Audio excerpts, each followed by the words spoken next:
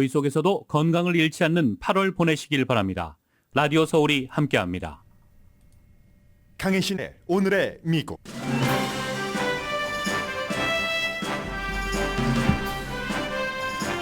워싱턴 DC를 포함한 미국 동북부는 강력한 폭풍으로 사람이 숨지고 전기가 끊겼으며 비행 스케줄도 취소된 지역이 많습니다.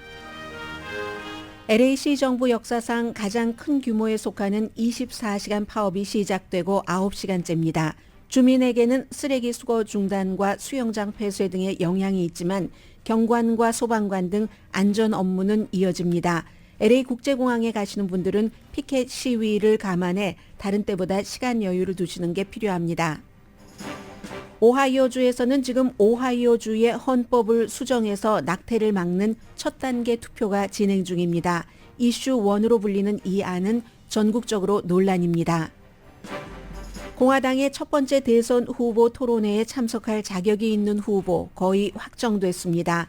마이크 펜스 전 부통령과 론 디샌티스 플로리다 주지사를 포함한 8명입니다.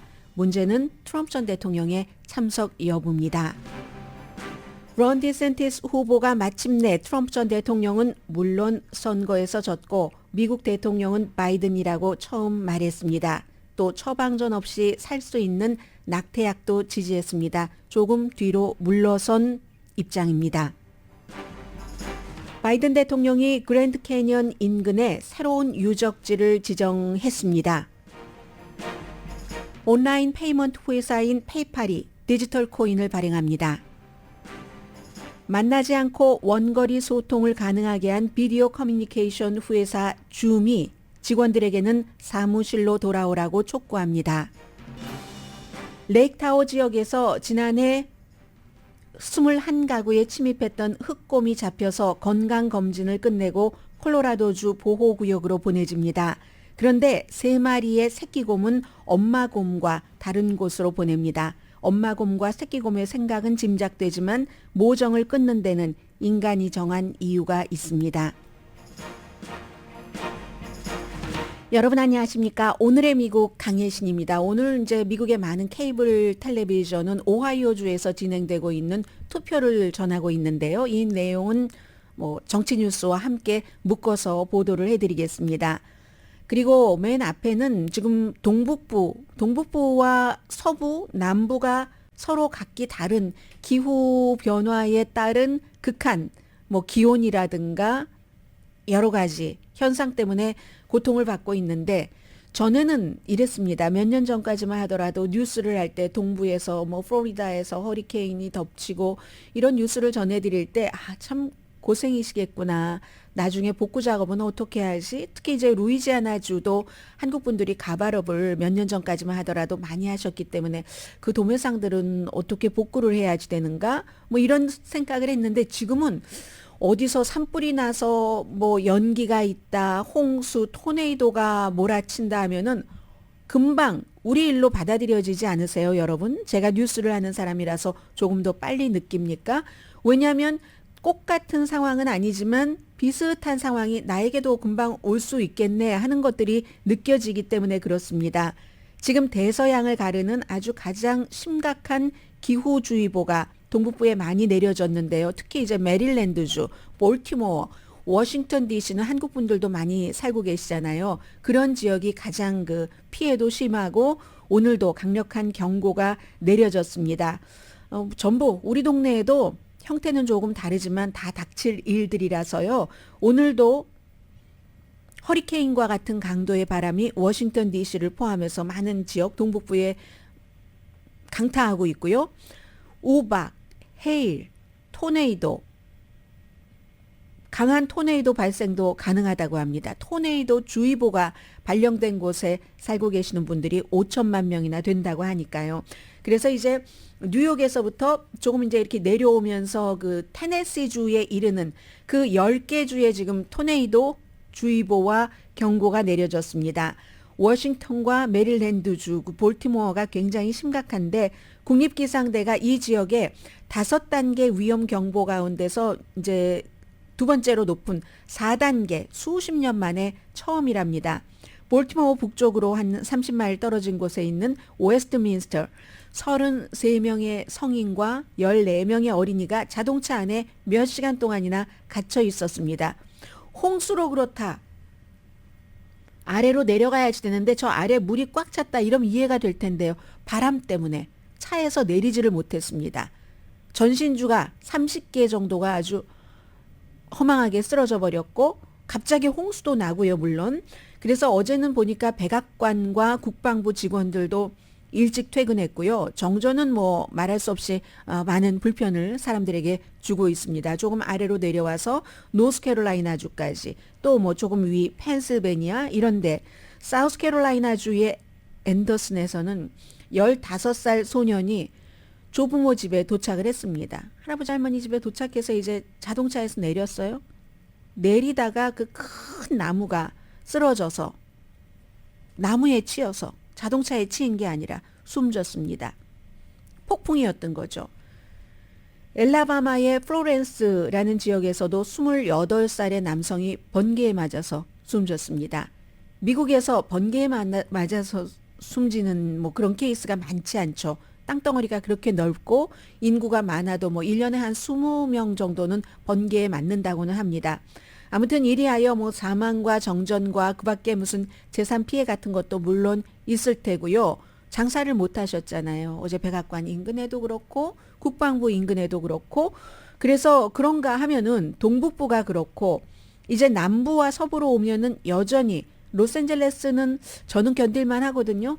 그런데 로스앤젤레스 주변에도 아직도 100도가 넘는 곳 많고 피닉스요, 달라스, 휴스턴 100도 다 넘습니다. 115도. 또 이게 이쪽 서부 쪽에서 플로리다까지도 동쪽으로 동남부 쪽으로 이렇게 내려가서 여기가 지금 무척 더워서 한 6,500만 명 정도는 폭염 영향권 안에 들어가 있습니다. 여전히 극단적인 폭염주의보 발령이 돼 있고요. 뉴올리언스도 그렇네요. 당연히 뭐 플로리다의 올랜도도 마찬가지고 이렇게 되니까 비행 스케줄 지금 뭐 휴가철이잖아요. 어제 한 3,000편 정도가 동부에서 취소가 됐고 연착된 비행기 편수도 9,000편이랍니다. 사람들이 비행기 타고 역시 그 여행 같은 것을 많이 하는 나라인 건 분명합니다. 뉴욕, 필라델피아, 특히 이제 뭐 조지아주의 애틀란타 공항 얼마나 커요? 그 국제공항도 그렇고 워싱턴 DC 공항도 마찬가지입니다. 그래서 동북부 공항 뭐 오늘은 좀 나아졌지만 여전히 지금 뭐 비행 스케줄 연착되고 하는 그런 것들이 있고요. 그리고 이제 어제 백악관도 큰 행사를 준비했다가 취소했습니다. 미국의 퍼스트 레이디가 선생님 출신이잖아요. 지금도 선생님 하고 있고 커뮤니티 칼리지에서. 그래서 이제 퍼스트 레이디, 교육부 장관, 국토안보부 장관 그리고 뭐 전국의 뭐 학교 뭐 관계자들 나와서 무슨 교육에서의 테크놀로지 같은 것, 사이버 보안 여기에 대해서 뭔가를 하려고 하다가 날씨가 하도 나쁘니까 취소됐고요. 바이든 대통령은 애리조나, 뉴멕시코, 유타를 나흘을 방문합니다. 오늘 이제 애리조나에 이미 도착을 해서 유적지, 기념비 뭐 이런 것을 설정하는 것을 발표를 했는데 대통령이 가는 스케줄을 날씨 때문에 이건 아무리 미국의 대통령이라도 어쩌지 못하는 겁니다. 자연은 90분 앞당겨서 비행기를 타고 갔습니다. 그리고 대통령이 지금 애리조나, 뉴멕시코, 유타에 가서 하는 일이 당연히 선거 유세죠. 선거 유세는 선거 유세인데 서부 지역도 동부 지역은 지금 뭐 토네이도, 우박 뭐 이런 홍수 같은 거지만 서부 지역이 폭염 같은 것으로 산불도 일어나고 사람들 열사병 걸리고 하잖아요. 기후 변화와 그로 인한 뭐 경제적인 손해라든가 기후 변화와 기후 변화에 따른 도전, 경제적인 도전 여기에 대해서 이제 서부 주민들에게 제가 지금까지 이렇게 잘해왔고요. 앞으로도 이 문제를 이렇게 막을 겁니다. 하기 위해서 이제 바이든 대통령이 서부를 나흘 동안이나 방문을 하는 거고요. 제일 먼저 이제 애리조나주에 도착을 해서 한 게 저는 이거 원주민의 말이라서 못 읽겠는데요. 바이 에나비조 이타 구베니 그랜 캐년 내셔널 모뉴먼트 이제 역사적인 기념물로 지정을 한 겁니다. 원주민을 보호하고 그리고 또 있죠. 기후변화와 환경 문제라고 말씀을 드렸잖아요. 새로운 우라늄 채취를 금지하기 위해서 한 100만 에이커 정도의 이제 국가적인 유적지로 선정을 해서 개발 같은 것을 하지 못하게 한 겁니다. 그래서 이제 아침에 뭐 11시에 애리조나에서 로스앤젤레스 시간으로 뭐 시차가 조금 있으니까요. 아무튼 이미 발표를 했고 환경보호론자들이 그동안 많이 요구를 했었죠. 그렇지만 또 그 지역의 목장주들은 반대를 했습니다.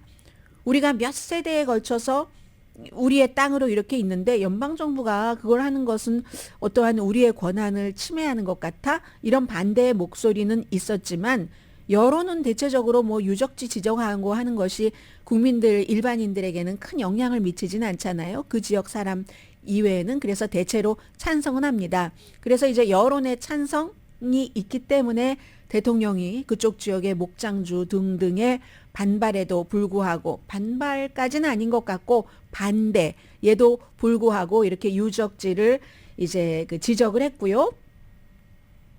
내무장관이 뎁 할란드 내무장관이 미국에서 최초의 원주민 네이티브 아메리칸 출신 내무장관이잖아요. 아주 의미가 있죠. 왜냐하면 내무장관은 땅을 기본적으로 이제 땅을 관리하는 건데 이 원주민 출신의 내무장관이라는 것은 네이티브 아메리칸들이 땅에 대해서 얼마나 그 숭고한 생각을 갖고 있어서 별로 그쪽에 관심이 없는 사람들도 이렇게 고개가 숙여질 존중을 할 만한 그런 그 생각, 영혼을 갖고 있는 사람들이잖아요. 그래서 내무장관이 이제 역사적인 유적지를 정한 것에 대해서 말하는 거 보니까 뭐 말 그대로 역사적이다. 이건 이제 장관으로서 할 수 있는 일이고 땅을 보호하고 많은 부족들은 이곳을 영원한 물론 요즘은 그 부족 사회에서 나와서 일을 하고 있는 그런 사람들도 있습니다만 영원한 집으로 생각할 그럴 곳이다. 그리고 이제 영적 세계의 원천이다.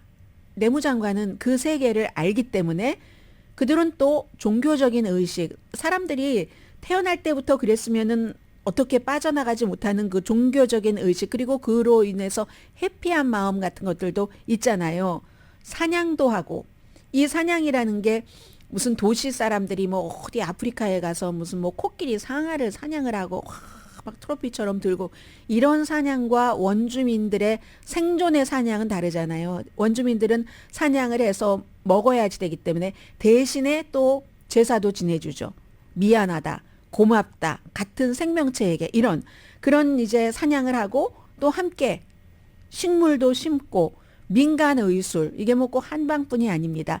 그들만의 뭐 약재 같은 것을 마련을 하는 거죠. 식물 채집 이런 것들을 다 보호하기 위해서 다른 곳에서는 찾을 수 없는 그랜드 캐년, 애리조나 이쪽에 다른 곳에서는 찾을 수 없는 유니크한 그런 것들을 보호하는 것은 아무리 역사와 과학이 발달된 시대에도 미래 세대를 위해서 아주 중요한 거다. 뭐 이렇게 내무장관은 얘기를 했고요. 바이든 대통령은 역사적인 유적지를 정하는 것을 좋아하는 대통령이죠. 뭐 기본적으로 민주당이기도 하고 하니까 뭔가를 보호하는 것, 뭐 오일 시추 같은 것 이런 거 하지 못하게, 이번에도 우라늄 시추를 하지 못하게 하잖아요. 그쪽에서 해서 4군데의 여러 그 다른 또 기념물도 만들었습니다. 네바다, 또 텍사스에도 있었고 또 한 군데가 콜로라도 주에서도 거의 이제 미국의 거대한 무슨 산천 뭐 이런 것을 보호하는 뜻이 있는, 다 여기에 경제적인 것까지 들어가는 그런 일들을 이제 나흘 동안 하면서 캠페인을 바이든 대통령은 하게 될 겁니다.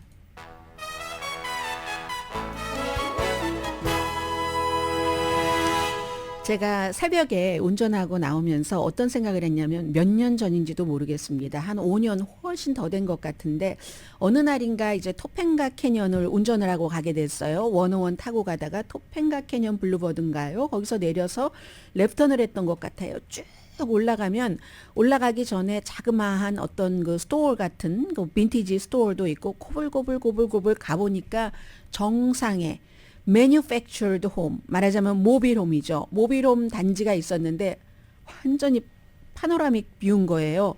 너무너무 아름답고, 뭐 모빌홈도 미국에 많이 있는데 여러 종류가 있잖아요. 일반 주택이나 콘도미니엄 이런 것들보다, 타운홈보다 뭐 싼 곳도 있고 싸기는 싸지만 그렇지만 정말 이 토펜가 캐년의 그 정상에 있는 모비롬은 너무 아름답거든요. 그리고 사람들이 왜 이렇게 다 집을 그렇게 아름답게 꾸미나요? 그래서 야, 나도 여기에 살고 싶다. 하지만 꼬불꼬불 길이 너무 무서워서 no way 이렇게 생각을 했었거든요. 그래서 제가 왜 새벽에 나오면서 이 생각을 했는가? 지금 보니까 모든 건 다 너무 인위적으로 연결하는 건가요? 이 뉴스를 이 내무장관의 이런 것, 역사적인 기념물, 유적지 같은 것을 뉴스하려고 그 바쁜 와중에 새벽에 뉴스 듣다가 귀로 들으면서 머릿속으로 토펜가 캐년의 정상의 매뉴팩처럴드 홈을 생각한 게 아닌가 그런 느낌도 들고요. 저 브레아 쪽에도 있죠. 무슨 캐년 길 이름에 캐년자라고 들어갔는데 완전히 파노라믹 뷰가 있는 그런 매뉴팩처럴드 홈 모빌홈도 있는데 아무튼 지금 미국에선 이런 일들이 있고요. LA 시정부 얘기를 좀 전해드리려고 했는데 잠시 뒤에 보도해드리겠습니다. 오늘의 미국은 전문가가 추천하는 이민법 가정법 전문 재인정 종합법률 사무소 총 20억 달러 승소 교통사고와 상해 전문 브라이언 타필라와 CG 변호사 그룹 공동 후원입니다.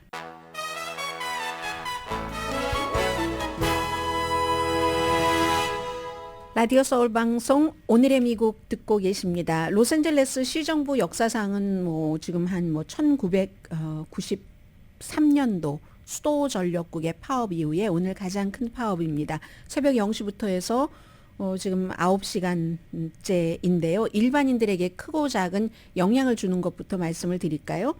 교통 정리하시는 분들, 또 가드너, 시정부 소속, 메케닉, 또 안내하시는 분들, 인명구조대, 수영장 문 닫는다는 얘기죠. 엔지니어, 뭐 이런 분들 지금 일 안 하고요. 그래도 이제 시청 업무는 제대로 봅니다. 쓰레기통 오늘 안 비워주고 하루 연기한다고 하던데요. 그리고 애니멀 쉘터도 오늘은 문 닫습니다. 여러분들 가지 마세요. 트래픽 컨트롤 담당자 말씀드렸고 이 트래픽 컨트롤 담당자들은 그동안 너무 열심히 일했다 하면서 이제 본인들이 여러 가지를 마련을 했겠죠. 밤에 헐리우드볼 그 콘서트에 간답니다. 헐리우드볼에 가는 사람은 헐리우드볼로 또 그 옆에 그릭 티에러로 가는 사람은 그릭 티에러로 뭐 완전히 옆은 아니지만요.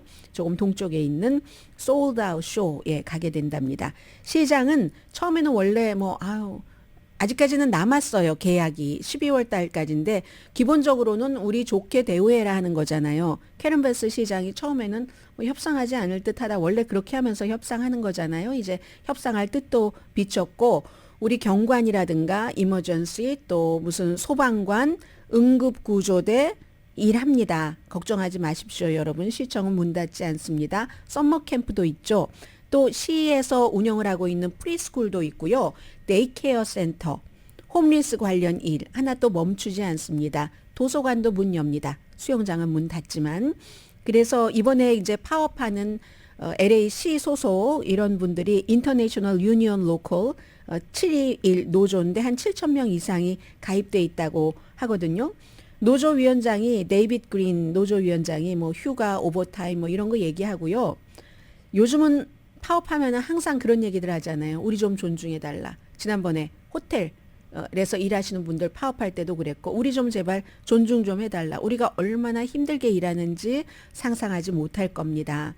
숨겨진 영웅들이 우리 안에 많이 있습니다. 하루쯤은 우리가 파업을 하는 동안에 좀 생각을 해주시고 쓰레기 버려가고 하시는 많은 분들 그리고 시정부도 우리의 노고를 좀 존중해 주십시오. 이런 얘기를 했습니다.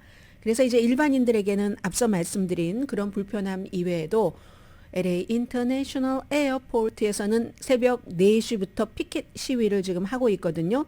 1,000명 멤버, 공항에서 일하는 1,000명 멤버가 바로 이 노조에 소속된 사람입니다.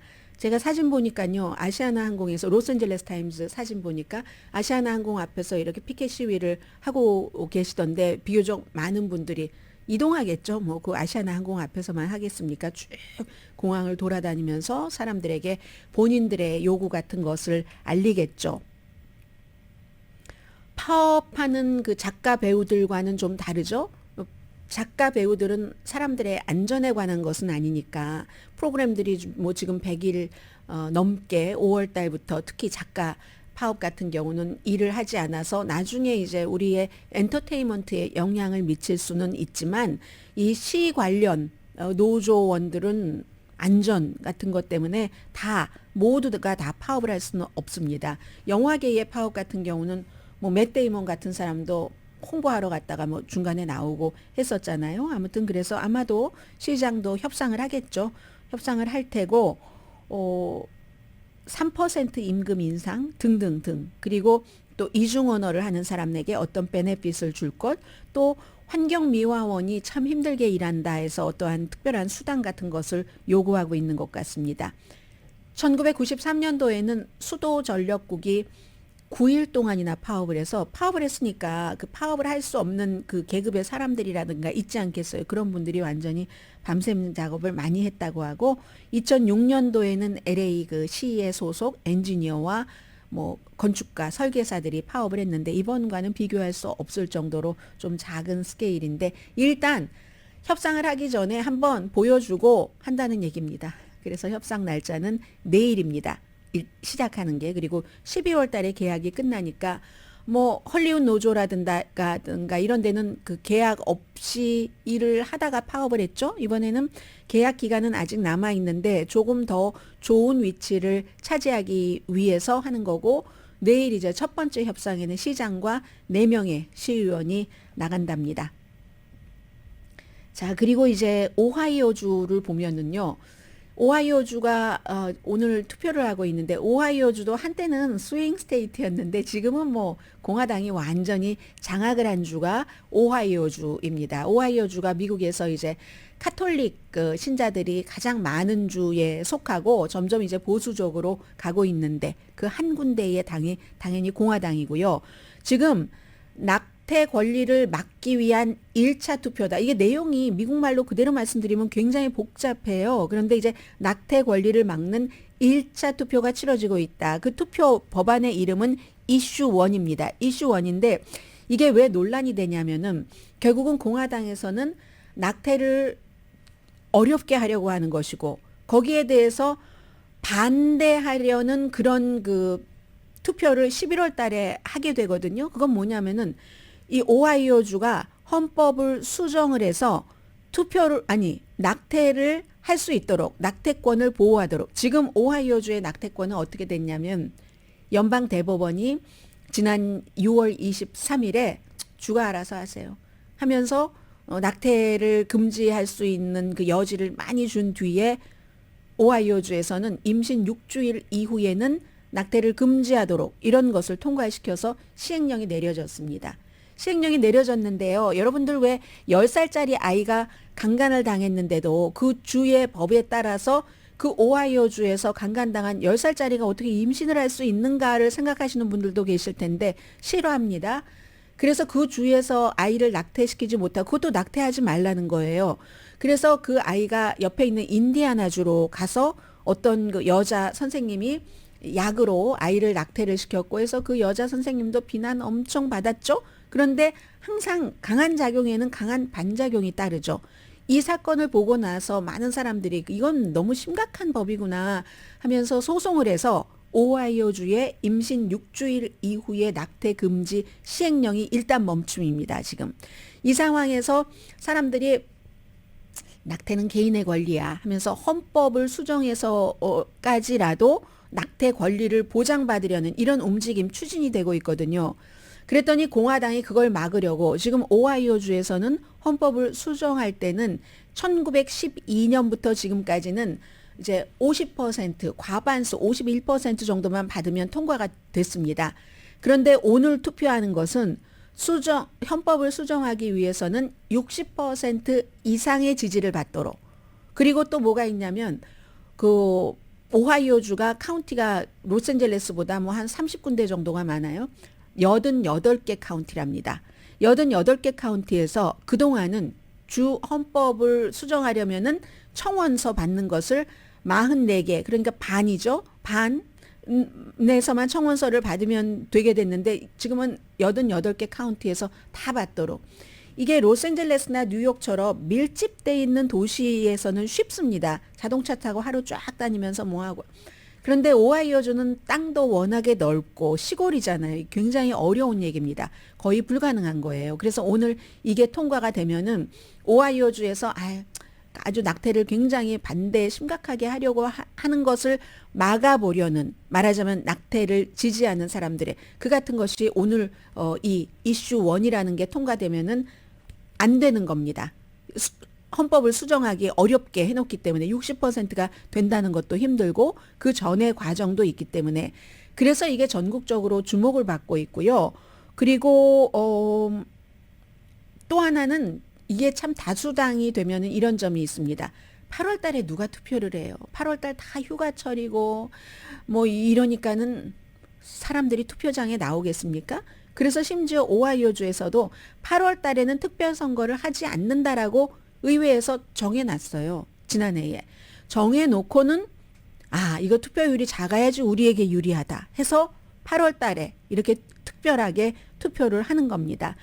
이건 이제 꼭 낙태만 보여주는 게 아니라 오하이오처럼 뭐 캘리포니아도 마찬가지예요. 반대쪽으로 캘리포니아도 완전히 민주당이 장악을 하고 있기 때문에 아주 극단적인 정책이 많이 나오잖아요. 오하이오주도 캘리포니아와는 반대로 극단적인 정책이 많이 나오고 있는데 낙태, 총기, 무슨 투표권, 학교에서의 교육 이런 모든 것들이 이제는 미국은 극과 극 이외에는 중간지대가 없는 겁니다. 그리고 어떤 때는 공화당이라 할지라도 민주당의 저 정책은 좀 괜찮은 것 같은데 민주당이라 할지라도 내가 아무리 민주당이지만 이 정책은 좀 심각한 것 같아 라고 생각을 했었는데 이젠 더 이상 미국에서 이제 그런 것들이 보여지지 않고 그리고 이게 왜 오하이오를 집중하느냐.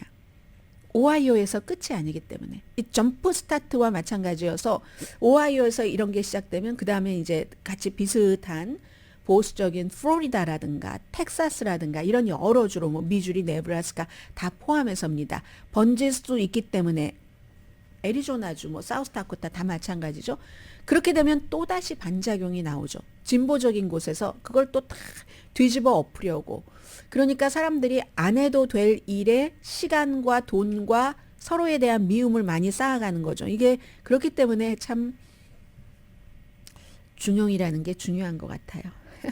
작용과 반작용의 극단화를 막기 위해서 그런 점에서 지금 오늘 오하이오주의 투표 결과가 어떻게 나올 것인가. 이제 오늘 투표에서 만약에 정말로 그 공화당이 원하는 대로 된다면 그렇게 되지 않는다면 이게 이제 어떤 그 이정표처럼 될 수 있는 거기 때문에 그렇고요. 그리고 이 내용은 이렇게 보시면 좋겠습니다. 이제 지금부터 본격적으로 차기 대통령이 누가 되는가 하는 것을 조금 알 수 있는 그림들이 나오기 시작하거든요. 그리고 특히 토론부터 시작을 하잖아요. 양당의 예비선거 후보들의 토론. 민주당에서는 뭐 후보 토론이 있을지 모르겠습니다만은 그래서 공화당에 지금 13명이나 후보 등록을 했는데 그 가운데서 8명 첫 번째 팍스에서 주최합니다. 8월 23일에 토론에 참여할 만한 자격이 있는 사람이 생겼습니다. 이제 여기부터 저와 같이 여러분이 대선에 대해서 쭉 가는 겁니다. 놓치지 않고 가다 보면은 미국 시스템을 알 수가 있고 지금부터라고 말씀을 드렸습니다. 적어도 이제 대통령 선거를 중심으로 한 그 시스템이 시작이 되는 거니까 말씀을 드리겠습니다. 자격이요. 기부금도 있고 여론조사도 있고 그렇습니다. 기부금은 4만 명 이상이 기부를 해야지 되고 그것도 미국이 50개 주니까 적어도 20개 주에서 각 주에서 또 적어도 최소한 200명의 기부자를 포함을 해서 4만 명은 돼야지 됩니다.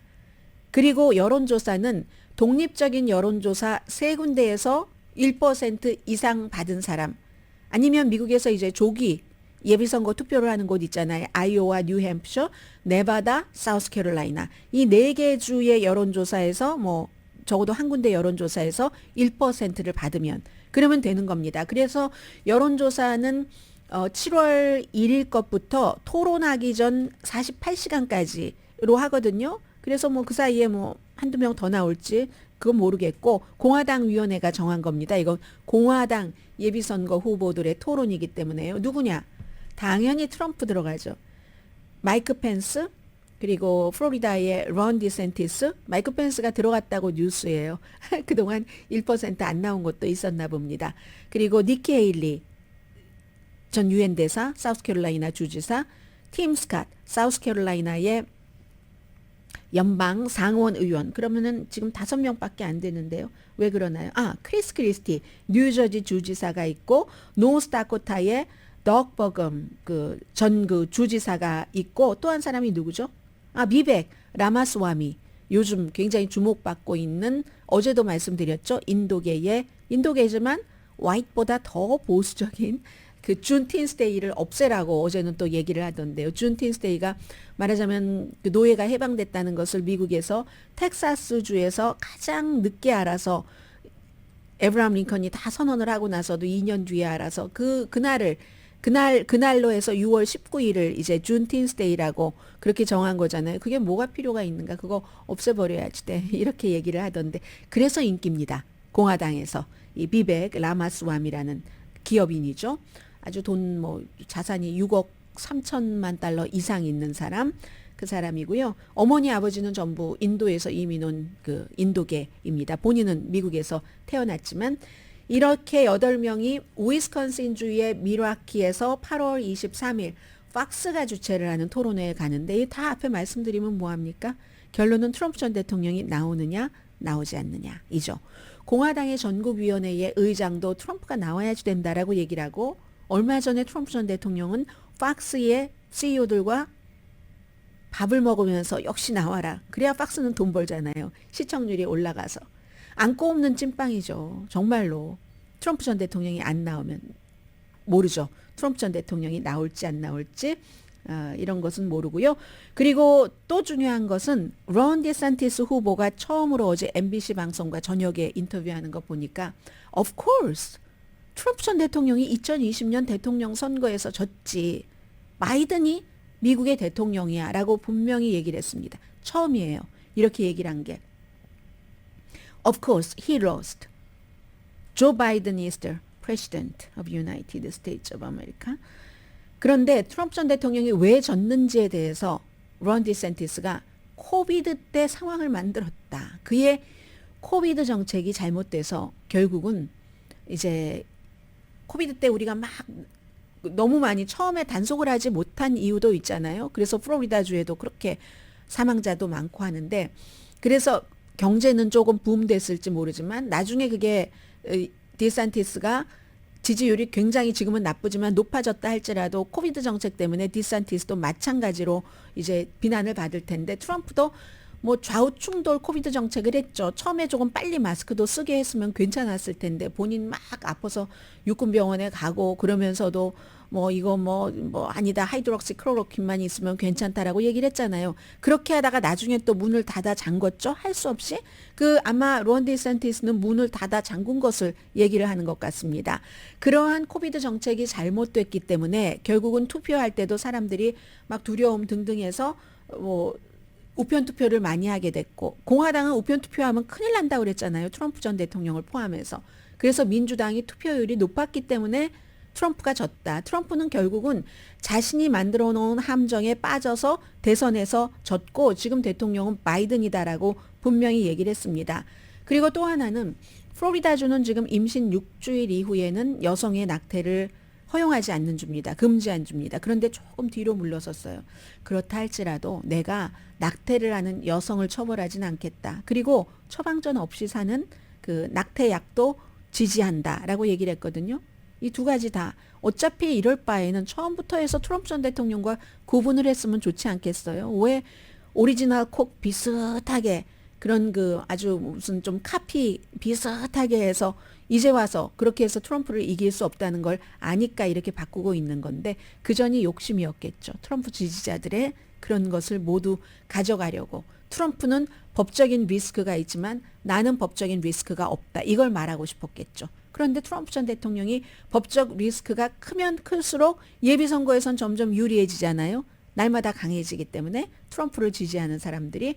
그래서 이건 too late이라고 보시면 될 것 같고요.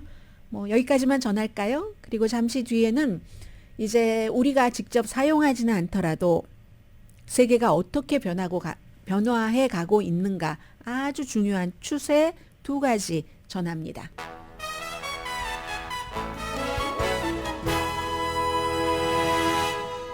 라디오 서울 방송 오늘의 미국 듣고 계십니다. 두 가지 아이템이 비슷한데요. 뭐부터 말씀드릴까요? 저 방송 끝나자마자 하나 돈 보내야지 되는 곳이 있는데요. 페이팔로. 페이팔부터 말씀드리죠.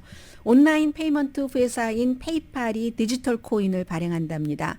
주요 그 파이낸셜 회사로서는 처음으로 스테이블 코인을 발행하는 거고요. 스테이블 코인이라는 게 뭐 한국에서 문제가 많이 있었고 뭐 체포되고 한 사람도 있는데 1달러는 유지한다. 이게 이제 목표인 게 스테이블 코인이잖아요. 지금 뭐 자산 규모가 1,200억 달러, 스테이블 코인의 자산 규모가 그 정도 된답니다. 우리가 가상화폐, 암호화폐 하면 비트코인, 이더리움 뭐 이 정도 뭐 이런 데는 당연히 이제 스테이블 코인인 것이고요. 왜 이 온라인 페이먼트 회사인 페이팔이 이렇게 그 디지털 코인을 발행을 하는가? 우리가 페이팔이 뭐 디지털 코인을 발행한다고 그걸 산다 안 산다 이런 행동을 하기는 좀 너무 먼 얘기 같지만 다만 이제 추세로서 야 이런 것이 이제 흔히 처음에 페이팔이라는 게 나왔을 때 아니 어떻게 거기다가 온라인 알지도 못하는 데다가 내가 돈을 거기서 결제를 하겠어 하지만 이제는 많이 쓰시잖아요. 아마존에서 물건을 사서 돈을 뭐 그렇게 할 때도 뭐 등등등등 하는데 그리하여 결국은 이 그 페이팔도 이게 경쟁으로 가기 위해선 그렇게 할 수밖에 없다는 것을 이제 안 거죠. 다른 그 국제적인 그 페이먼트 같은 것도 이 스테이블 코인으로 본인들이 만든 이런 것으로 거래할 수 있게 한다는 얘기입니다. 워싱턴의 정치 이반자들에게는 골칫거리죠. 아직까지 미국에서 이렇게 무슨 잠재적인 위험이긴 하잖아요. 코인이. 그런데도 거기에 대한 어떤 규제나 완벽하게 통일된 규정 같은 것을 만들지 못했습니다. 그래서 앞으로 페이팔은 그 사용자에게 뭐 비트코인 뭐 살 수도 있고 거래할 수도 있고 스테이블 코인으로 페이먼트도 본인들이 만든 것으로 할 수 있고 온라인 게임도 뭐 할 수 있고 제일 중요한 것은 국제적인 페이먼트까지 할 수 있다 하는 그런 게 이제 새로운 것이고요. 결국은 그쪽으로 가는 겁니다. 누가 뭐라고 할지라도 이 비트코인 같은 게 사실은 블록체인이라는 큰 금융 시스템을 개발하는데 그 개발하는 사람들에게 상으로 준 거였잖아요. 일반 사람들은 거기에 투자를 해서 돈을 버느냐 벌지 못하느냐 했는데 블록체인이라는 것은 기본적으로 지금은 우리가 은행에 가서 돈을 입금하고 누구에게 보내고 거래를 하고 하는데 앞으로는 이 블록체인이라는 프로그램에 따르면 은행에 가고 말고가 필요 없다는 거잖아요. 그래서 뉴욕의 저 재정 빌딩 같은 것도 예를 들어서 없어질 수도 있고 블록체인이라는 게 다 기록이 있기 때문에 컴퓨터 상에서 온라인 상에서 그렇게 간다는 거잖아요. 결국은 큰 그림으로는 뭐 은행이 언제까지 우리가 들어가서 이렇게 돈을 거래하는 은행이 존재할지는 모르겠습니다만은 지금 예를 들어서 이커머스와 그냥 스토어가 동시에 가고 있잖아요. 그런 식으로 은행도 계속 가지만 앞으로는 블록체인이라는 것을 통해서 은행에 전혀 가지 않고도 하는 이런 거래가 늘어나는 거구나. 그게 바로 이 페이팔이라는 데서도 디지털 코인을 뭐 발행을 하겠다는 거구나. 뭐 이 정도만 알고 계시면 될 것 같고요. 그리고 저희 회사도 팬데믹 때 이 줌을 많이 활용을 했는데요. 원거리 소통을 가능하게 한 이 줌이라는 미국에 본사가 있는 이 회사가 직원들에게는 사무실로 돌아오라고 촉구를 합니다. 줌 하면은 리모트 컨트롤의 대명사가 됐잖아요. GOOM.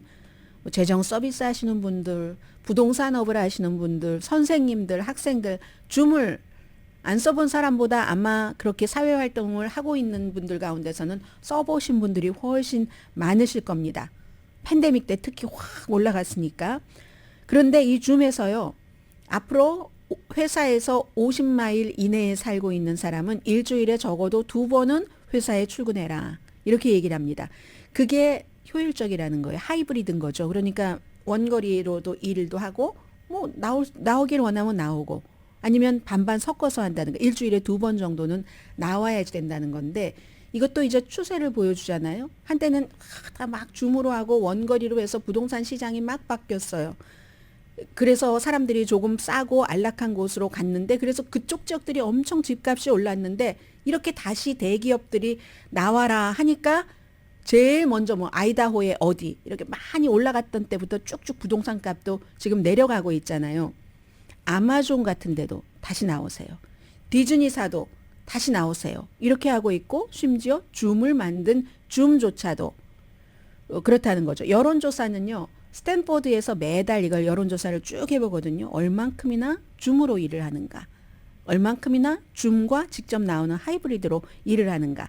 줌의 본사가 있는 미국 직장인의 12%는 7월 달에 완전히 리모트 일, 직장에 나가지 않고 그리고 다른 29%도 하이브리드 정책이 있다. 나가기도 하고 줌으로도 하고 합치면 41%네요. 조금 있으면 반 되겠어요. 영국도 비슷하답니다. 그러니까 이렇게 보면은 영어로 말하는 그런 국가에서 줌이 많이 활용이 됐구나. 아시아라든가 뭐 유럽의 영어권이 아닌 다른 국가는 그렇지는 않잖아요. 팬데믹 이전에는 미국에서 리모트로 일하는 사람 5%였는데 지금은 아무튼 하이브리드까지 포함해서 41%라는 얘기가 되고요.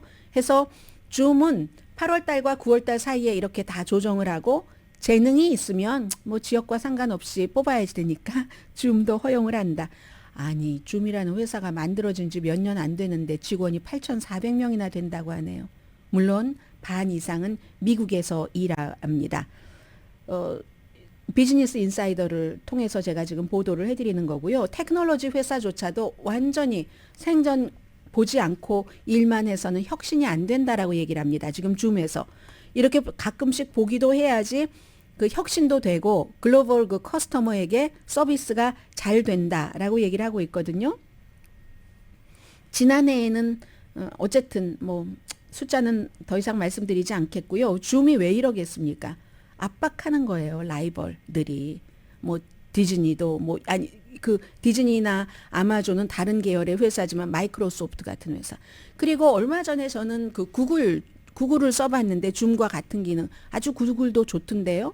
오히려 더 편한 것 같던데요. 그냥 앱만 하나 싹 깔면 되니까 뭐 줌도 마찬가지이긴 하지만 그렇게 막 사방팔방에서 들어오니까 줌도 같이 어떻게 할 수밖에 없죠. 한창일 때는 팬데믹 때는 2020년도 주식값이 줌이 $500까지 올라갔잖아요. 지금은 뭐 한 $68 정도 되던데요. 올해 초에 15% 감원했습니다.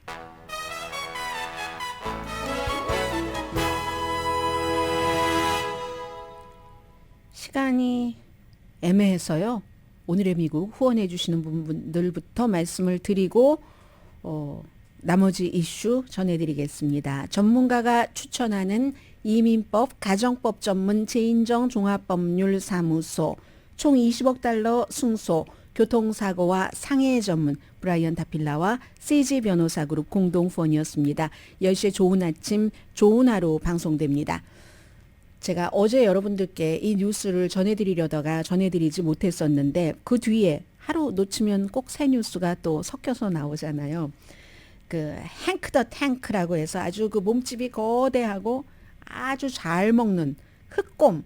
지난해에 그 레이크타호 그 지역에서 뭐 21군데 집을 이제 쳐들어간 거예요. 몸집이 워낙에 크니까 그 몸을 무기로 해서 막 그라지를 부수고 들어간다던가 아니면 또 떡하니 사람을 무서워하지 않아요. 레이크타워에 워낙에 사람들이 많이 관광지이고 하니까 가니까 그래서 이제 사람들이 안에 있어도 막 떡하니 집에 들어가서 쓰레기통 뒤져서 뭘 먹고 했는데 체포가 됐잖아요. 지난주 금요일에 체포가 돼서 체포될 때는 뭐 쏴서 체포를 하고 했는데 이 DNA 검사 참 미국이죠. DNA 검사를 했더니 그 전에는 한 40군데 정도의 집을 이 흑곰 한 마리가 들어가서 다 휘저서 놨다라고 생각을 했었던 거예요. 왜냐하면 워낙에 주민들이 신고를 100건도 넘게 했기 때문에. 그런데 나중에 알고 보니까 21군데의 집, 나머지는 또 다른 이 흑곰보다는 조금 작은 곰이 들어갔다고 하거든요. 근데 문제는